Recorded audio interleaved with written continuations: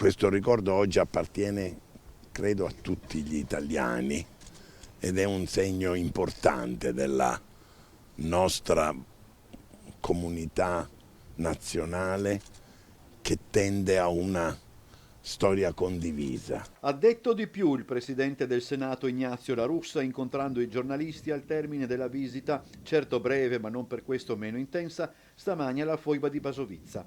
Impossibilitato ad esserci domani in occasione del giorno del ricordo, la seconda carica dello Stato, accompagnato dal sindaco, dal prefetto, dal questore, ha fatto tappa a Basovizza per rendere omaggio alla memoria degli infoibati e a chi, esodato, ha dovuto abbandonare la sua terra. In tal senso La Russa è stato chiaro.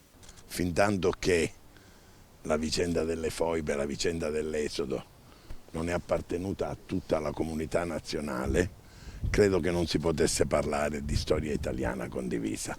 Deposta la propria corona, il presidente del Senato si è inginocchiato davanti al monumento, un gesto breve, fuori protocollo, significativo e che riecheggia quello compiuto nel novembre del 1991 dall'allora presidente della Repubblica Cossiga, che di fatto aprì la possibilità di inserire anche i drammi delle nostre terre nella storia del nostro paese. Erano italiani, questa è la vera causa che scatenò l'odio titino, l'odio dei comunisti che avevano, per carità, vinto la guerra, avevano motivi di revanscismo, tutto quello che volete, ma che scatenarono qui un odio bestiale.